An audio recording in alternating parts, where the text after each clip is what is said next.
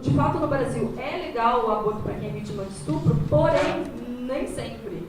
Porque muitas mulheres não sabem que elas têm esse direito, porque muitas mulheres não sabem, inclusive, o que é um estupro, porque muita gente concebe o estupro só como aquela cena clássica do um beco escuro, numa rua, à noite, sozinha, mas o estupro, na maioria dos casos, acontece dentro de casa, pelos pais, pelos maridos e pelos irmãos. Pode parecer uma loucura para as pessoas que são mais instruídas, mas essa é a realidade do Brasil, e a dificuldade que é para você comprovar que você foi vítima de estupro. Sem contar que é absolutamente humilhante você precisar dizer, enfim, você provar que você passou por um processo como esse, para você simplesmente não ser obrigada a desenvolver um filho do seu estuprador. A questão é que não importa o motivo, porque só a mulher que está gerando, enfim, tendo a gestação ou não, é que tem condições de dizer o que ela vai fazer com o próprio corpo. E eu acho que não cabe ao Estado julgar se isso é correto ou não. Acho que, para mim, isso é o centro de qualquer debate sobre qualquer motivo que a mulher tenha para abortar. E esse debate sobre o direito ao próprio corpo, eu acho que é fundamental de ser colocado, porque eu acho que é isso que está no pano de fundo de toda a questão do aborto. Porque o aborto é legal no Brasil para algumas mulheres. Se as mulheres têm 4, 5 mil reais disponíveis para ir numa clínica clandestina, mas uma clínica segura, num bairro riquíssimo da cidade de São Paulo, ela consegue realizar um aborto, ela não vai ter risco de vida, risco de morte, aliás. Enfim, ela vai seguir a vida dela, claro que com uma série de traumas e questões, né, psicológicas internas, mas ela vai seguir a sua vida. Agora, se a mulher é pobre, se ela não tem 4, 5 mil reais, essa mulher, ela morre, e são essas mulheres que estão nessas estatísticas de uma morte a cada 2 dias. E isso é muito sério, porque diz respeito, do meu ponto de vista, o aborto ele só não é legalizado porque quem morre é a mulher pobre. E não tem problema uma mulher pobre, uma mulher negra e uma mulher periférica, porque é só mais uma que está morrendo nesse sistema injusto e desigual. Isso é a 5ª causa de morte materna no país.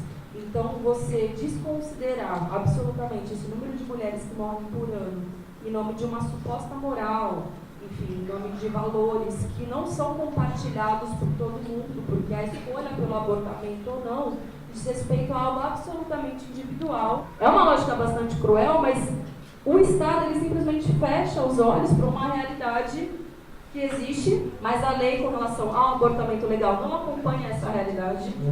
No Sistema Único de Saúde, nós temos um número de 600 mulheres por dia dando entrada, né, em hospitais públicos para realizar procedimentos de curetagem.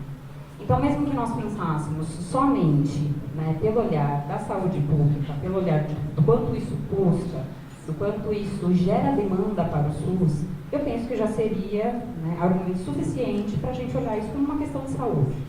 Ouço de muitas mulheres que não vão, né, caso de aborto provocado, que não vão ao serviço médico por medo de como vão ser tratadas. Porque a enfermeira vai judiar, porque tem medo de sair presa, porque vai ter que explicar para o médico o que aconteceu. Então, acho que é bem importante frisar isso, que a saúde não está preparada desde a sua formação, da forma como a gente poderia supor que está para isso. Não vejo realmente, hoje, com a estrutura política que a gente tem no Brasil, não vejo que vá para frente um processo de descriminalização, de legalização, não vai. A gente está tentando correr atrás de anos que a gente teve de massacre, né? É fruto de invasão, é fruto de violência, essa violência ela continua, porque é isso. A gente ainda está lutando para ter o direito de falar, eu sou um ser humano digno de escolher o que eu vou fazer com o meu corpo, isso é lamentável. E é muito interessante pegar os dados dos países em que o aborto foi legalizado. Na América Latina, mais recentemente no Uruguai. Porque o número de abortamentos caiu. Aí você fala, como que isso é possível? Porque isso, inclusive, desconstrói aquele senso comum de que, mas se você legalizar o aborto, todo mundo vai abortar o tempo inteiro e vai aumentar o número de abortos. Mas porque quando você prevê a legalização do aborto, você prevê o pré, o durante e o pós, o processo de contracepção e, de gestação. O que eu quero dizer com isso? Então, você pensa, no Brasil, como isso seria? Isso envolveria o MEC, o Ministério da Educação e Cultura, e isso também envolveria o Ministério da Saúde. Sairia da questão da justiça, da questão penal. Na questão da educação, porque isso envolveria ensino sexual, planejamento familiar, acesso a métodos contraceptivos, contraceptivos, uma série de coisas que a gente não tem garantidas no Brasil, porque a maioria das jovens não tem, e das mulheres muitas vezes, não tem acesso ao debate sobre os seus ciclos, como e quando se toma pílula do dia seguinte pode ou não pode. Tanto que no ano passado, quando o Cunha anunciou que ia ter o PL 5069, que ia dificultar a vida das mulheres que são vítimas de violência sexual, você não ter direito à pílula do dia seguinte, uma das coisas, né, que é uma coisa tão óbvia e básica para todas nós, não passou, porque a gente foi para a rua, a gente fez um escândalo. Então, nesse sentido, eu quero dizer o seguinte, a gente conseguiu ter uma vitória, um avanço, digamos assim, que é o avanço na organização do movimento de mulheres.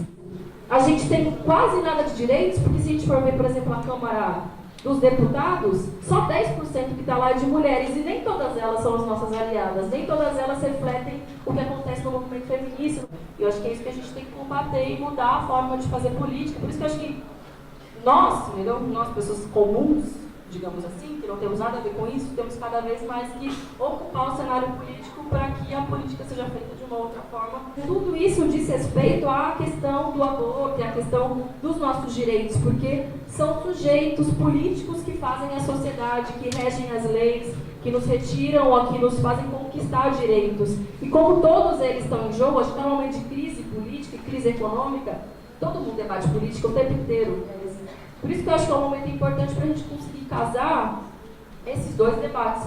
Os debates que dizem respeito aos nossos direitos, especificamente, mas também um debate político mais geral, porque se a gente ocupar a política mesmo, a gente consegue ter alguns avanços que sejam mais significativos e materiais e concretos.